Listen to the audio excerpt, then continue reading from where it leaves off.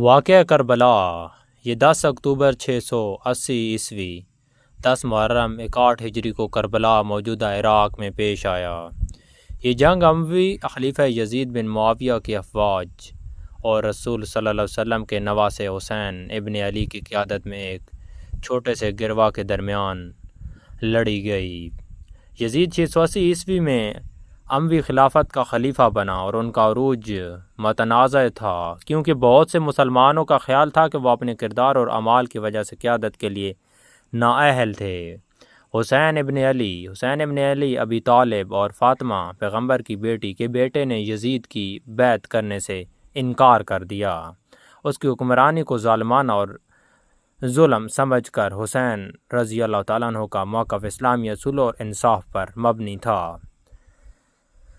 کربلا کا جو سفر تھا، کوفہ کی طرف سے دعوت حسین ابن علی کو اہل کوفہ موجود عراق میں کی طرف سے خطوط موصول ہوئے، جن میں انہیں دعوت دی گئی کہ وہ آئیں اور یزید کے خلاف بغاوت میں ان کی رہنمائی کریں۔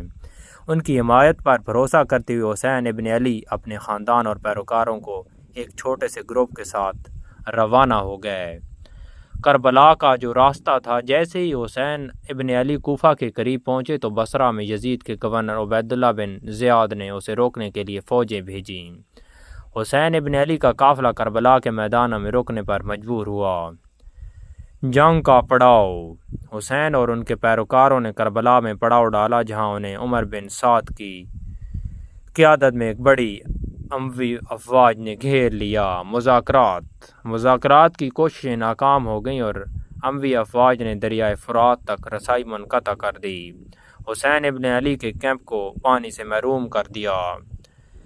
عاشورہ کا دن 10 محرم الحرام کو، جسے عاشورہ کہا جاتا ہے، جنگ کا آغاز ہوا۔ 10 محرم الحرام کو، جسے عاشورہ کا دن کہا جاتا ہے، جنگ کا آغاز ہوا۔ حسین رضی اللہ تعالیٰ عنہ کے چھوٹے گروہ، جس میں تقریباً مرد، عورتیں اور بچے شامل تھے، نے بہت بڑی اموی فوج کا سامنا کیا۔ بہادرانہ مذمت بہت زیادہ تعداد میں ہونے کے باوجود حضرت حسین رضی اللہ تعالیٰ عنہ کے ساتھیوں نے شاندار بہادری کا مظاہرہ کیا۔ حسین رضی اللہ تعالیٰ عنہ کے سوتیلے بھائی حضرت عباس نے کیمپ تک پانی پہنچانے کی بہت کوشش کی، مگر بالآخر وہ بھی شہید ہو گئے۔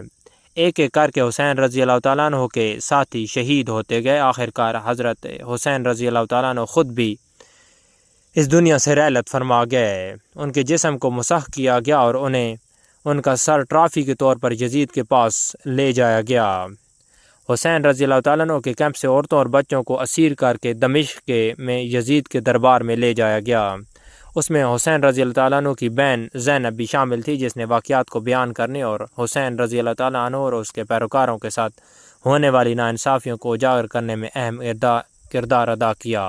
محرم کے مہینے میں خاص طور پر عاشورہ کے دن ایک بہت ہی اہمیت کا حامل دن ہے۔ ظلم کے خلاف حضرت حسین رضی اللہ تعالیٰ عنہ کا موقف اور انصاف اور سچائی کے لیے اپنی جان قربان کرنے کے لیے ان کی آمادگی نے انہیں مسلمانوں اور غیر مسلموں کے لیے ظلم کے خلاف مزاحمت کی علامت بنا دیا۔ واقعہ کربلا ایک گہرا واقعہ ہے جو انصاف کے لیے جدوجہد، ظلم کے خلاف کھڑے ہونے کی اہمیت اور راستی کی راہ میں حتمی قربانی کی علامت ہے۔